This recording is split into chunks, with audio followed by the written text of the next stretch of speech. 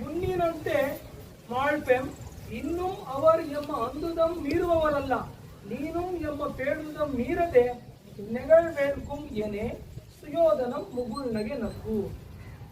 ಭೀಷ್ಮ ಹತ್ರ ಹೋಗಿದ್ದಾನೆ ದುರ್ಯೋಧನ. ದುರ್ಯೋಧನ ನೋಡಿದ ತಕ್ಷಣ ಭೀಷ್ಮ ಹೇಳ್ತಾನೆ, ಎಲ್ಲ ಕುರುಕುಲ ಸೈನ್ಯ ಎಲ್ಲ ನಾಶ ಆಗೋಗ್ಬಿಟ್ಟಿದೆ, ನೀನು ಒಬ್ಬನೇ ಉಳ್ಕೊಂಡಿದ್ಯಾ.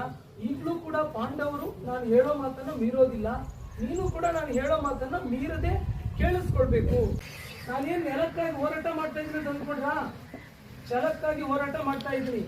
ದಿನಪ ಸುತ, ದಿನಪ ಅಂದ್ರೆ ಸೂರ್ಯ, ಸೂರ್ಯನ ಮಗ ಕರ್ಣ, ಕರ್ಣನನ್ನ ಕೊಂದಿರ್ತಕ್ಕಂಥ ಈ ಭೂಮಿಯಲ್ಲಿ ಮತ್ತೆ ನಾನು ರಾಜ್ಯಭಾರ ಮಾಡಕ್ಕಾಗುತ್ತಾ?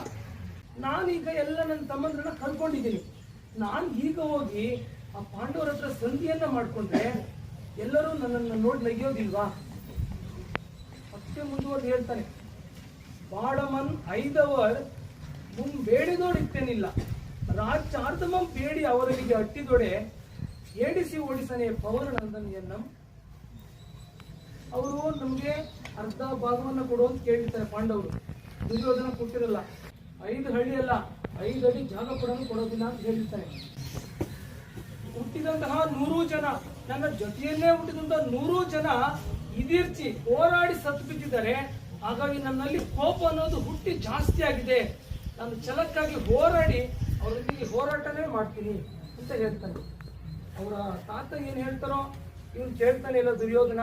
ಕೊನೆಗೆ ಅವ್ರ ತಾತ ಹೇಳ್ತಾರೆ, ಕನಿಷ್ಠ ಪಕ್ಷ ಸಂಧಿ ಮಾಡ್ಕೊ